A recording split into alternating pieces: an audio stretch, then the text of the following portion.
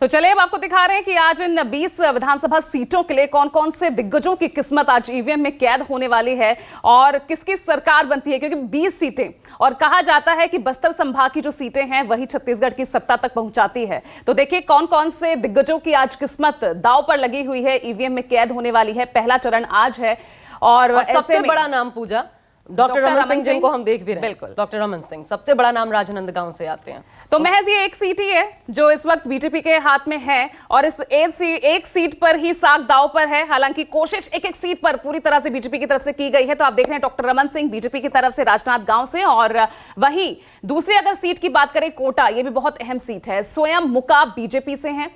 और आगे अगर हम बढ़े तो और कौन कौन से दिग्गजों की किस्मत आज दांव पर लगी हुई है, क्योंकि अगर हम 20 सीटों की बात करते हैं तो इनमें से 19 सीटें। अच्छा, एक बड़ी इंटरेस्टिंग फैक्ट जो है वो जनता को भी जान लेना चाहिए इस चुनाव में। हालांकि हमेशा हम देखते हैं कि सियासी पार्टियों के बीच बहुत टकराहट है। डॉक्टर रमन सिंह सबसे बड़े कद्दावर चेहरे बीजेपी के, इधर दूसरी तरफ आप बात कर लीजिए तो खुद बघेल है। लेकिन बड़ी बात यह है कि ऐसा लगता है कि दोनों बड़े चेहरों को दोनों ही मुख्य पार्टियों ने वॉक ओवर दे दिया है। मतलब पहली बार पूजा ये देखने को मिल रहा है कि ऐसे ऐसे प्रत्याशी उतारे गए हैं दोनों के खिलाफ, चाहे बघेल के खिलाफ या फिर डॉक्टर जो पहली बार चुनाव मैदान में ताल ठोक रहे हैं। तो क्या ये वॉक ओवर भी देने की कोशिश हो रही है? लेकिन बड़ी बात ये कि मुद्दे कौन से प्रभावी रहने वाले हैं, क्या काका पर भरोसा या फिर चावल वाले बाबा पर? दरअसल ये देखना बाकी है। भले यहां पर साइलेंट वोटर्स की तादाद ज्यादा है, लोग बोलना पसंद ज्यादा नहीं करते, चुपचाप जो है पूजा वो वोट देना शायद ज्यादा पसंद करते हैं। हमारे तमाम सहयोगियों को जो इस वक्त फील्ड में मौजूद है बड़ी मशक्कत करनी पड़ रही है अंदर से निकालने के लिए कि आखिर किन मसलों के साथ इस बार चुनावी मैदान में वो पहुंच रहे हैं अपने अपने प्रत्याशियों का चुनाव करने के लिए। बिल्कुल, और इनके मन में क्या है ये जानना बहुत मुश्किल हो जाता है, क्योंकि ये इस मत का ये जो सवाल पूछे हैं उन्होंने अपने जनप्रतिनिधियों से, उसका जवाब अपने वोट के हिसाब से देते हैं, अपने वोट के आधार पर देते हैं। और ऐसे में ये जानना और ज्यादा दिलचस्प हो जाता है और देखना कि आखिर परिणाम क्या होता है, क्योंकि 3 दिसंबर का वो दिन होगा जब छत्तीसगढ़ में आखिर किसकी सरकार होगी। क्या एक बार फिर जो है वापस आ पाएंगे भूपेश बघेल?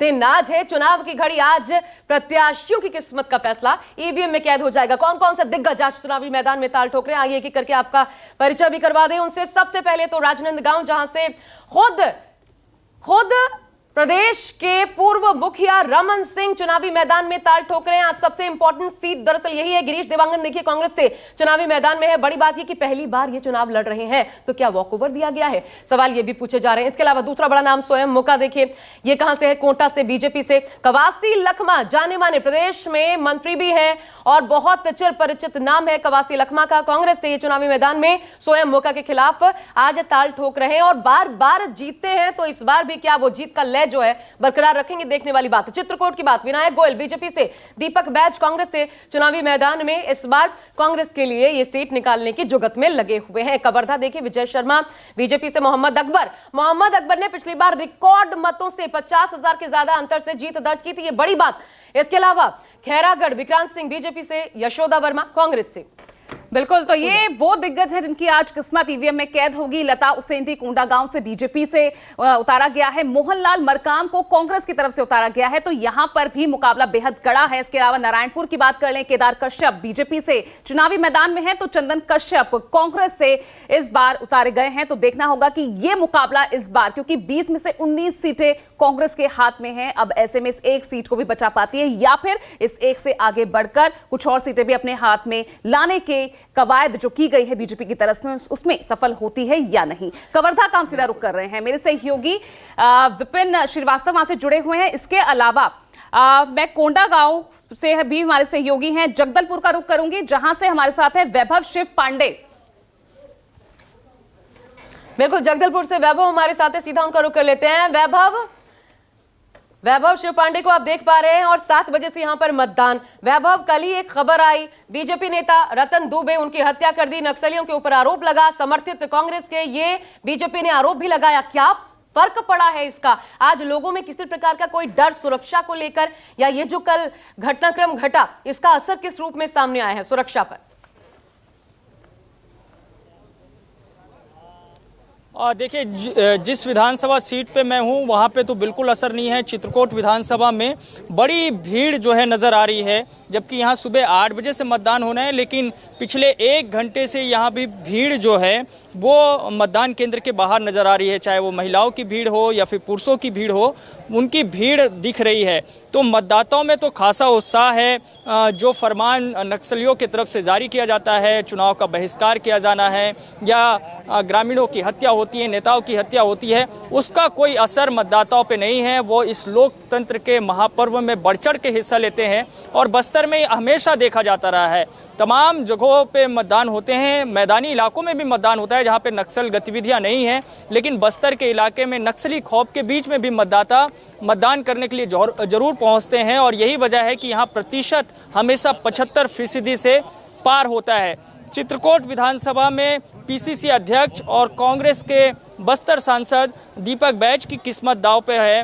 वो यहाँ से तीसरी बार चुनाव लड़ रहे हैं और इस बार उन्हें कड़ी टक्कर मिल रही है बीजेपी प्रत्याशी विनायक गोयल के तरफ से। तो मुकाबला तो बहुत दिलचस्प है चित्रकूट विधानसभा में, लेकिन पूरे बस्तर रीजन को आप समझेंगे जहाँ पे 12 सीटें हैं, उन 12 सीटों में 4 जो है कोर नक्सल प्रभावित इलाका है। एक कोंटा का है, एक दंतेवाड़ा का है, एक बीजापुर का है और एक नारायणपुर का है, जहाँ पे अक्सर घटनाएं होती रहती है। और जिस घटना का जिक्र आप कर रही थी, रतनलाल दुबे जो भाजपा नेता जिनकी हत्या की गई थी 3 दिनों पहले, उस इलाके में जो कि नारायणपुर विधानसभा क्षेत्र में पड़ता है, उस नारायणपुर विधानसभा क्षेत्र में सुबह 7 बजे से मतदान की शुरुआत हो गई है और वहां भी बढ़ चढ़कर मतदाता हिस्सा ले रहे हैं। वहाँ पूर्व मंत्री केदार कश्यप जो है एक बार फिर से चुनावी मैदान पे है और उन्हें कड़ी चुनौती मिल रही है कांग्रेस प्रत्याशी चंदन कश्यप से, जो कि दूसरी बार चुनाव लड़ रहे हैं। तो मुकाबला तो सभी सीटों में बहुत दिलचस्प है, लेकिन इस बार क्या कांग्रेस 2018 की तरह जो है लोकतंत्र के इस महापर्व में हिस्सा ले रहे हैं, वो तस्वीर हमें यहाँ चित्रकूट से भी नजर आ रही है। जरा लोगों से बात कीजिए, महिलाओं से बात कीजिए, क्या मुद्दे इस बार उनके लिए रहे हैं, कितना उत्साह उनके बीच। बिल्कुल मैं कोशिश कर रहा हूं, लेकिन यहाँ महिलाएं जो है खुलकर वो बोलती नहीं है, लेकिन फिर भी मैं बातचीत करने की कोशिश कर रहा हूँ। अजय ये बताइए कहाँ रहती हैं आप? मैं छपरा भानपुरी में। छपरा भानपुरी में। अजय यहाँ पे क्या है मुद्दे महिलाओं के, क्या चाहती हैं यहाँ की महिलाएं? क्या चाहती? क्या चाहूँगी? क्या क्या है आपके गाँव में? क्या क्या नल सुविधा है, सड़क है, बिजली है और क्या होना चाहिए महिलाओं के लिए? जो है शिक्षा कैसी है यहाँ पे, पढ़ाई लिखाई वगैरह? पढ़ाई तो ठीक चल रहा है। क्या क्या है यहाँ पे, क्या क्या काम हुआ है? अच्छा यहाँ सुरक्षा वगैरह कैसी है यहाँ पे? कोई खौफ, कोई डर तो नहीं है? खेती बाड़ी कमा जनामी होनी खेती कमाने उनके बिक्री बाजरी करूँ, साग सब्जी घेनून खरीद करके खाऊं। तो खेती बाड़ी से फायदा हो रहा है ठीक ठाक? हो फायदा हो जान हो रहा है। हो। अच्छा, महिलाओं की जो है जीवन में कितना सुधार आया ये बताइए। क्या पढ़ती आप? पढ़ती हैं अभी? नहीं पढ़ती हूँ, अभी फर्स्ट वोटिंग है मेरा। पहली बार मतदान कर रही हैं आप? जी। कैसा उत्साह है पहली बार मतदान करने का? बहुत खुश हैं हम लोग। खुश हैं? जी। अच्छा, तो क्या चाहती हैं आप अपने इलाके में? अच्छी ठीक है, सुविधा हो जाए। आप बने रहिए वैभव। मैं